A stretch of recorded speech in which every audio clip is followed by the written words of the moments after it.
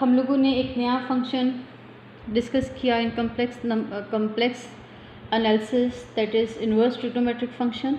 अब हम उसका डेरिवेटिव लेना सीखेंगे। डेरिवेटिव कैसे फाइंड आउट करते हैं। फॉर एग्जांपल, अगर मैं आपको कहती हूँ कि find differentiate sine inverse of z with respect to z, तो इसका आंसर हमारे पास क्या आएगा, हम ये फाइंड आउट करना चाह रहे हैं। Okay, let's start. अगर मुझे ये कहता ना कि डिफरेंशिएट साइन ऑफ जी, तो मैं बहुत इजीली इसका आंसर लिखते थे cos of z, because we have proved it already. लेकिन अब ये क्या कह रहा है, साइन इनवर्स ऑफ जी। और साइन इनवर्स ऑफ जी के लिए हमारे पास फिलहाल कोई फार्मूला नहीं, बल्कि हमको फार्मूला ड्राइव करना है। तो हम किस तरह से इस चीज़ को स्टार्ट करेंगे। हम कह रहे हैं कि हमारे पास साइन इनवर्स ऑफ सी का डेरिवेटिव का तो फार्मूला एग्जिस्ट नहीं करता, but we can convert it into some familiar form, और उस फेमिलियर फॉर्म से हम इसको डिफरेंशिएट, इसका डेरिवेटिव फाइंड आउट कर लेंगे। वो फेमिलियर फॉर्म क्या है। अगर मैं आपको कहूँ कि साइन इनवर्स ऑफ जी जो है is equal to of course some omega है। मैं क्या कहना चाह रही हूँ, मैं ये कहना चाह रही हूँ कि ऑफकोर्स जो मेरे पास साइन इनवर्स ऑफ जी है, साइन इनवर्स ऑफ जी, जब मैं इसको एवेल्यूएट करूँगी तो मुझे रिजल्ट में कोई कम्प्लेक्स नंबर ही मिलेगा। ठीक है, चूँकि इनवर्स एग्जिस्ट करता है तो साइन की पोजीशन रिप्लेस की जा सकती है। जैसे ही साइन की पोजीशन चेंज होगी, इस सिंबल पे अफेक्ट होगा। तो साइन यहाँ पे इन्वर्स था, लेकिन यहाँ पे आके साइन का इन्वर्स ख़त्म हो जाएगा। इसको मैं नाम देती हूँ इक्वेशन नंबर 1 का। ठीक है, अब मैं क्या करती हूँ, मैं कहती हूँ कि differentiate equation number 1 with respect to z. तो वो हमें क्या दे देगा, d by d z left side, d by d z sine omega. Clear. ये में ऑफकोर्स 1 आ जाएगा।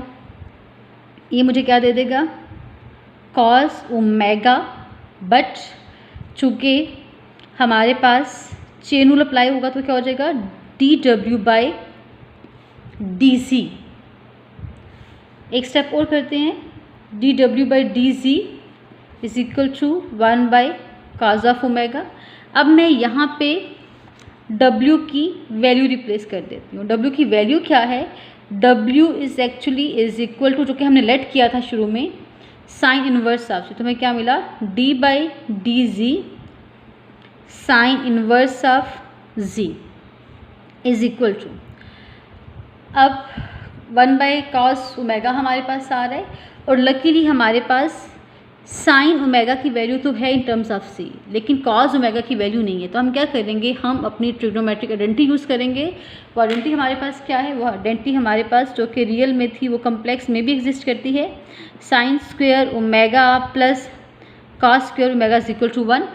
यहाँ से अगर मैं कॉस की वैल्यू फाइंड आउट करूँ तो मुझे क्या मिलेगा, cos of omega is equal to 1 minus sine square omega whole radical. तो मैं ये वाली वैल्यू यहाँ से रिप्लेस कर देती हूँ, 1 divided by 1 minus sine square omega. Sine omega is equal to z, तो ऑब्वियसली जब मैं साइन ओमेगा को रिप्लेस करूँगी तो मुझे यहाँ पे क्या मिल जाएगा, 1 divided by 1 minus z square. So finally we get an expression for the derivative of sine inverse of C.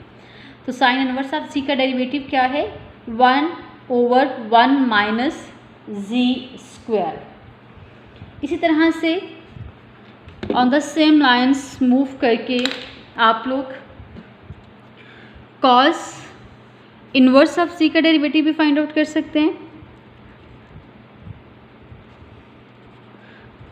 Differentiate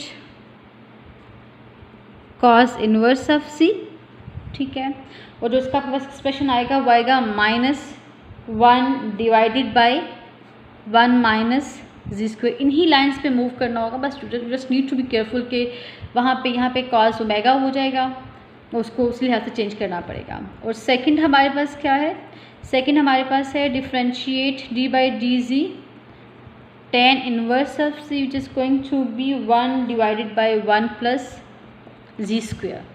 तो इसका डेरिवेटिव आपके पास ये है। ये दोनों आपके होमवर्क्स हैं, इन दोनों को प्रॉपरली सॉल्व कीजिएगा जो मैंने क्वेश्चन किया है उसकी हेल्प से। अब हम एग्जाम्पल कर लेते हैं। हमारे पास एग्जाम्पल है, find derivative of sine inverse of z at z is equal to iota and theta को भी इसने मेंशन कर दिया है। कह रहा है theta is greater than minus pi less than equal to pi. आपको साइन इनवर्स ऑफ z को डिफ्रेंशिएट करके z इज इक्वल टू 1 पे इसको एवेल्यूएट करना है। स्टार्ट करते हैं। फर्स्ट ऑफ ऑल अभी भी हमने फ्रेशली ही इसका डेरिवेटिव फाइंड आउट किया है। वो हमारे पास क्या है, 1 divided by 1 minus z square.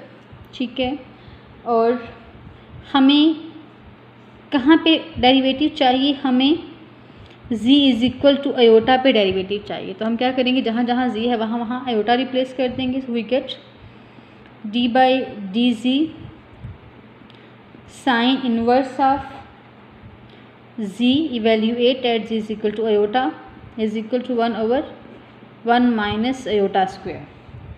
1 minus iota square, ये -1 हो जाएगा, माइनस माइनस प्लस हो जाएगा। तो आपको फाइनली यहाँ से क्या मिल जाएगा, 1 डिवाइडेड बाई 2। ठीक है, अब आपको पता होना चाहिए कि हम चूँकि कम्प्लेक्स नंबर्स में डील कर रहे हैं तो ये हमें 2 रूट्स देगा, ये हमें 2 डिफरेंट वैल्यूज़ देगा। और मुझे पता है कि जो प्रिंसिपल वैल्यू होती है जो हमारे इस वाले रेंज के अंदर लाई करती है, हमें इसने कहा है कि इस वाली रेंज के अंदर वैल्यू फाइंड आउट करो। तो हम जो हमारे पास 0 के लिए n0 के लिए वैल्यू आएगी हम उसको कंसीडर कर लेंगे। वो हमें क्या मिलेगी, वो हमें यही वाली वैल्यू मिल जाएगी। तो हमारे पास इसका डेरिवेटिव क्या हो जाएगा, sine inverse of z is equal to iota is equal to 1 divided by radical of 2। A difference between real and complex trigonometric function is that complex trigonometric functions are related to exponential functions while real don't। मैं अब ये discuss कर चुकी हूँ already. और एक और मज़े की बात यह है कि जो रियल ट्रिग्नोमेट्रिक फंक्शंस थे दे वर बाउंडेड। बाउंडेड का मतलब क्या था कि हमारे पास जो साइन ऑफ x था that lies from -1 to 1, cos की भी यही थी। लेकिन अगर मैं साइन ऑफ z की बात करूं तो मुझे पता है कि एक सेट ऑफ कम्प्लेक्स नंबर से बिलोंग करता है, तो ये बाउंडेड नहीं है। लेकिन हमारे पास रियल ट्रिग्नोमेट्रिक फंक्शंस जो थे वो बाउंडेड हुआ करते थे। तो ये हमारे पास एक और डिफरेंस है real and complex trigonometric functions के दरमियान में। इसके बाद नेक्स्ट टॉपिक स्टार्ट करते हैं। नेक्स्ट टॉपिक हमारे पास है inverse hyperbolic functions. Inverse hyperbolic functions. आज के लेक्चर में सिमिलरिटी बहुत ज़्यादा होगी, मतलब उन्हीं लाइंस को आपने दोबारा से रिपीट करना होगा। अब मुझे पता है कि मेरे पास ये जो है साइन हाइपरबोलिक ऑफ z, ठीक है, या मैं उसको ओमेगा कर लेती हूँ ताकि मेरा लास्ट वाली जो सिमिलरिटीज़ हैं वो मैं इजीली कैरी ऑन कर सकूँ। ये हमारे पास चूँकि omega and z belongs to complex numbers, तो ऑफकोर्स ये हमारे पास कम्प्लेक्स हाइपरबॉलिक फंक्शंस को रिप्रेजेंट करते हैं। हमें क्या करना है, हमें इसका इन्वर्स फाइंड आउट करना है। हम चाह रहे हैं कि अब हम w को एक्सप्लेन करें इन टर्म्स ऑफ z। अब आपको पता है साइन हाइपरबॉलिक भी पीरियोडिक है। इसका मतलब क्या हुआ कि वो उसको रिपीट करेगा, लिहाजा 1 to 1 नहीं है, लेकिन रेस्ट्रिक्शन लगा के 1 to 1 बनाया जा सकता है। लिहाजा एक रेस्ट्रिक्टेड डोमेन पे हम इन दोनों के दरमियान में ये रिलेशनशिप बना सकते हैं। हम हाइपरबॉलिक का इन्वर्स फाइंड आउट कर सकते हैं। जिस तरह से हम लोगों ने इन्वर्स ट्रिग्नोमेट्रिक फंक्शन के लिए एक्सप्रेशन फाइंड आउट किया था, हम इन्वर्स हाइपरबॉलिक फंक्शन के लिए भी एक एक्सप्रेशन फाइंड आउट करते हैं। हम क्या करते हैं, हम कहते हैं लेट हमारे पास हमारे पास hyperbolic complex hyperbolic function given है। हम इसको सॉल्व करना चाह रहे हैं, हम यहाँ से w फाइंड आउट करना चाह रहे हैं। फर्स्ट ऑफ ऑल इनकी वैल्यूज़ को रिप्लेस करो। वैल्यू क्या हो जाएगी, ई पावर डब्ल्यू माइनस ई पावर ओमेगा, सॉरी इसको ओमेगा कहें तो अच्छी बात है ताकि हमें याद रखें हम कॉम्प्लेक्स नंबर्स की बात कर रहे हैं।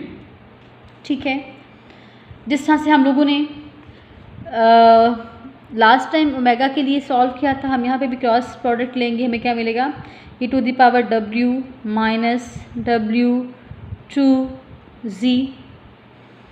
इसको अगेन किसी फेमिलियर फॉर्म में कन्वर्ट करने के लिए हम बोथ साइड्स को ओमेगा से मल्टीप्लाई कर देंगे, तो power omega square 1 2 z e to the power omega. फिर सारी वैल्यूज़ को एक साइड पे लेके आए तो क्या हो जाएगा, e to the power omega square minus 2 z e to the power omega minus 1 is equal to 0, which is again a quadratic equation in e power omega.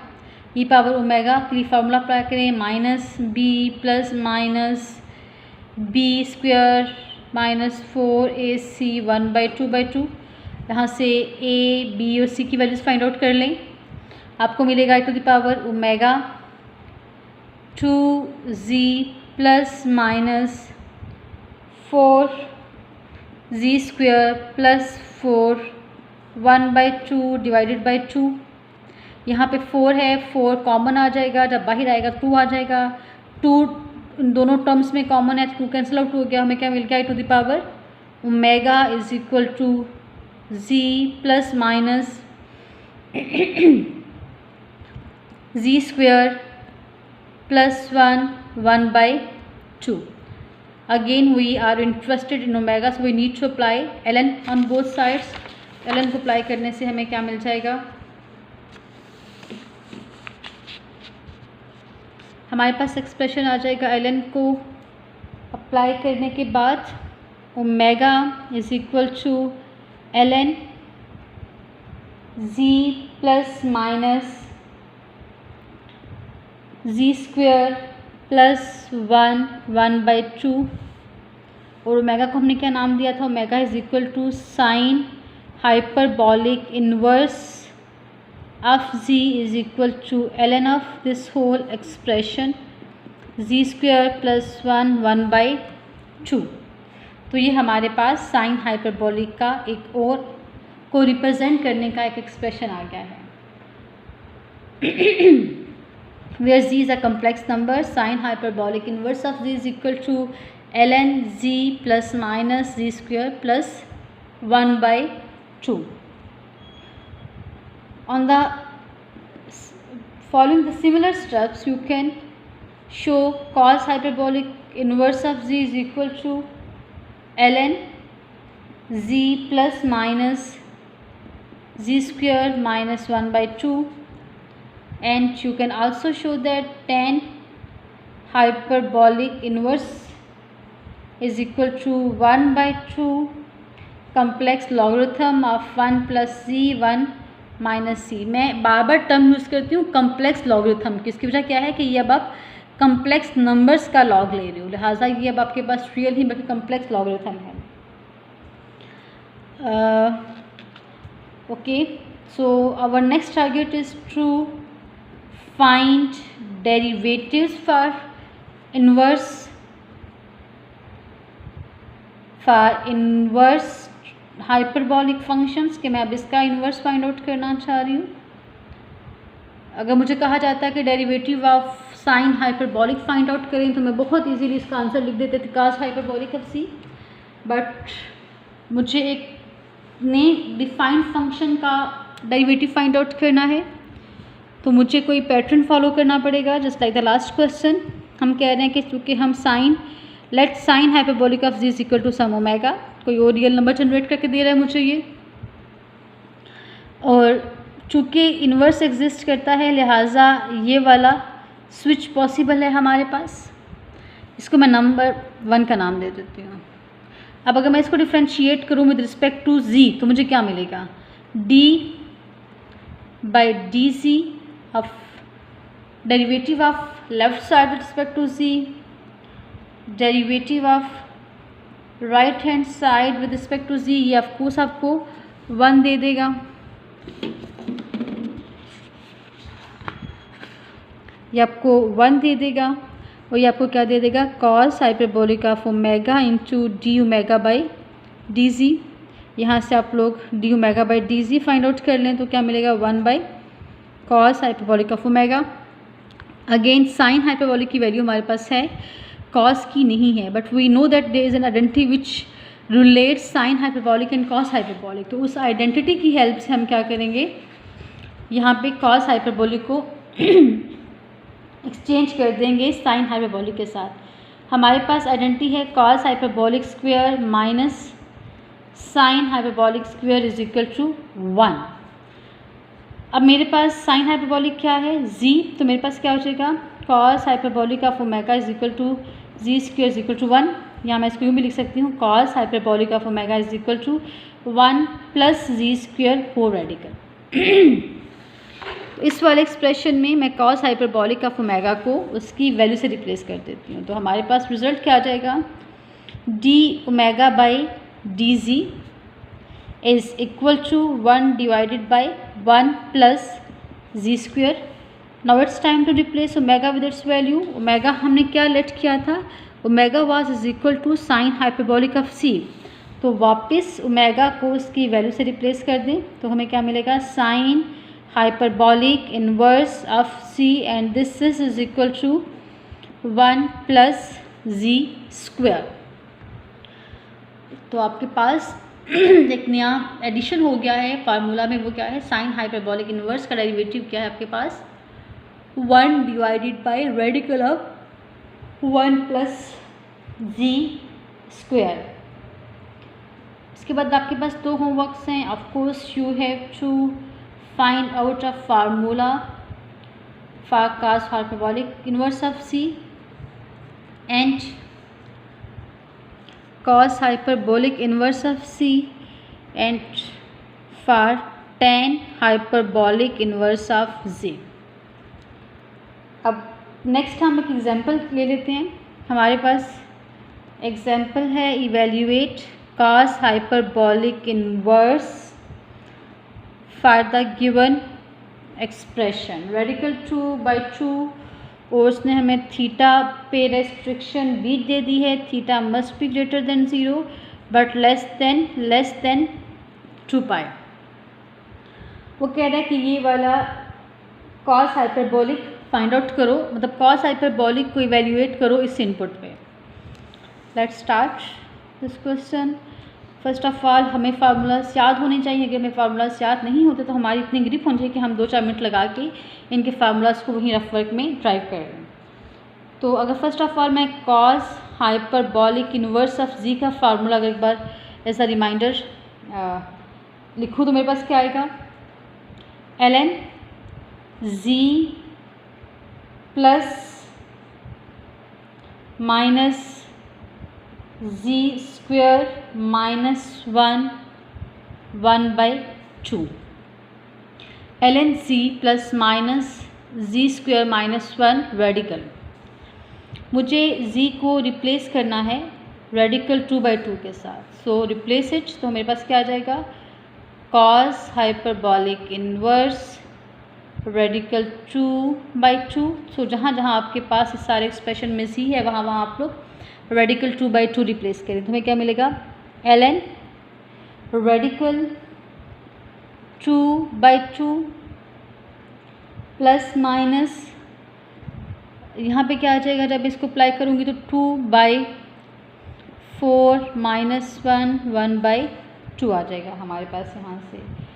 ये हमें क्या दे देगा, ln रेडिकल 2/2 प्लस माइनस 1/2। जब simplify करेंगे तो मुझे क्या मिलेगा, माइनस 1/2 ब्रैकेट्स। ठीक है, आपको उस रेडिकल के अंदर माइनस आया तो आपको एयोटा जनरेट करके वापस कर देगा, ln radical 2/2 plus minus iota. यहाँ इसको आप अगेन ऐसे लिख सकते हो, ये क्या फर्स्ट आपके पास क्या आएगा, 1/2। एक स्टेप मैं इसको और सिंप्लीफाई कर लेती हूँ, ln radical 2/2 plus minus iota, इसको आप ऐसे भी लिख सकते हो, रेडिकल 2/2 आपके पास आ जाएगा। ठीक है, आपके पास कम्प्लेक्स नंबर का logarithm of course complex logarithm होता है, तो इसको इवैल्यूएट करने के लिए आपको अपने इस कम्प्लेक्स लॉगरिथम को इवैल्यूएट करना पड़ेगा, वही वाला फार्मूला अप्लाई करना पड़ेगा वापस। आपके पास फार्मूला क्या था लॉगरिथम के लिए? Natural logarithm of mod of z plus plus iota argument of z. अब ये आपका पूरे का पूरा जी है, दिस इज़ योर जी, और ये जी का रियल पार्ट है और ये जी का इमेजिनरी पार्ट है आपके पास। तो फर्स्ट ऑफ ऑल आप क्या करेंगे, नेचुरल लॉगरिथम फाइंड आउट करेंगे सारे फंक्शन का। वो क्या हो जाएगा, रेडिकल 2/2 प्लस आयोटा, मैं प्लस सिंबल इसलिए लूँगी कि मुझे इस रेंज के अंदर काम करना है, मुझे थीटा की सिर्फ एक रोटेशन के लिए वो चीज़ चाहिए है, तो मैं माइनस साइन को रिमूव कर दूंगी और सिर्फ इसको प्लस के लिए सॉल्व करूंगी। तो क्या हो जाएगा, रेडिकल 2/2 आयोटा रेडिकल 2/2, ठीक है। और सॉरी ये आपके पास एब्सोल्यूट का होना चाहिए था, ये आपका ए है, ये आपका बी है, और लॉग लेने से पहले आपने क्या करना है, रेडिकल ए स्क्वायर प्लस बी स्क्वायर, ए स्क्वायर क्या आ जाएगा मेरे पास 2/4 प्लस 2/4, ये आपके पास क्या आ जाएगा, simple natural logarithm of 1 that is equal to 0। इसका मतलब है कि हमारे पास लॉगरिथम की ये सारी टर्म 0 हो जाएगी। उसके बाद हमें argument of g find out करना है। आर्ग्यूमेंट ऑफ जी का मतलब क्या होता है, हमारे पास tan इनवर्स ऑफ b/a, ठीक है। और मेरे पास क्या आ जाएगा, simply tan inverse of b/a, same term से मुझे 1 दे देगा, और ये 1 कब आता है, π/4 पे। तो आपके पास आर्ग्यूमेंट ऑफ जी क्या आ जाएगा, π/4। मैं π/4 मैं n मल्टीप्लाई इसलिए नहीं करूँगी क्योंकि जो थीटा है वो 0 to 2π के दरमियान में लाई करता है, तो मैंने इसी एक इंटरवल के दरमियान में एक जस्ट वैल्यू लेनी थी। तो हमारे पास वैल्यू क्या आ गई, π/4। अब मैं इसको थोड़ा सा कंपाइल करके आप लोगों के सामने प्रेजेंट करती हूँ। हम क्या करना चाह रहे थे, हम लोग complex logarithm of radical 2/2 plus iota radical 2/2 find out करना चाह रहे थे। इसका फार्मूला क्या है, it's is equal to natural logarithm of radical 2/2 plus iota 2/2 plus iota argument of z. मैंने इसकी वैल्यू फाइंड आउट की तो मुझे 0 मिला, प्लस मैंने आर्ग्यूमेंट की वैल्यू फाइंड आउट की तो मुझे π/4 मिला। इसका मतलब क्या है, हमारा आंसर क्या है, iota π/4। So cos hyperbolic inverse of radical 2/2 is equal to iota π/4। This is your final answer. उसके बाद इसी एग्जाम्पल का सेकंड पार्ट था कि आप लोग डिफ्रेंशिएट करें cos hyperbolic inverse of g को और फिर इवेल्यूएट करें at g is equal to radical 2/2 पे। तो फर्स्ट ऑफ ऑल मैं इसको डिफ्रेंशिएट करती हूँ। अगर मैं cos hyperbolic inverse of g को डिफ्रेंशिएट करूँ तो फार्मूला क्या है, 1 divided by g square minus 1। और सिंपली यहाँ पे मुझे इवेल्यूएट कहाँ करना है, जी इज इक्वल टू रेडिकल 2/2 पे। तो मैं क्या करूँगी, मैं सिंपली यहाँ पे इसकी वैल्यू रिप्लेस कर दूँगी और वो मेरे पास क्या आ जाएगा, ये मेरे पास आएगा रेडिकल 2/4 माइनस 1 होल रेडिकल, और यहाँ से मेरे पास आएगा 1 डिवाइडेड बाय -1/2 होल रेडिकल। यहाँ पे इसको मैं सिंप्लीफाई करूँ तो मुझे मिलता है -2 radical iota. So this is our final answer. इस तरह से हम लोग किसी भी इन्वर्स हाइपरबॉलिक फंक्शन को किसी भी वैल्यू पे इवेल्यूएट कर सकते हैं। ओके क्लास, हमारा ये वाला टॉपिक यहीं ख़त्म होता है। इससे रिलेटेड कोई भी क्यूरी होगी तो हम जूम सेशन में इंशाल्लाह ताला डिस्कस करेंगे, लेकिन जूम सेशन में पहले मैं आप लोगों का एक क्विज़ लूँगी related to our last video lecture, ताकि आप लोगों ने कितना रिवाइज़ किया है, उसके बाद हम आगे इंशाल्लाह मूव करेंगे। और क्लास असेसमेंट, जो चीज़ें भी मैं असेसमेंट पॉइंट ऑफ व्यू से ले रही हूँ वो सारी काउंट होंगी। मतलब जो आप लोगों का बिहेवियर काउंट हो रहा होगा कि आप कितने सीरियस हो क्लासेस अटेंड करने में, लेक्चर्स के लिए, असाइनमेंट्स के लिए। असाइनमेंट्स मुझे टाइम पे चाहिए, कोई आप लोगों का मुझे बहाना नहीं चाहिए उस सिलसिले में। और जो भी आप लोगों को डिस्कशंस हों, आप ऑफकोर्स अपनी क्वेरीज जो है हमारे पास ग्रुप है, आप उस ग्रुप में भी शेयर कर सकते हो, वरना आप CR के थ्रू मुझे फॉरवर्ड करवा दो या जूम सेशन में डिस्कस करते हैं उस चीज़ को। ओके, सी यू अगेन इंशाल्लाह।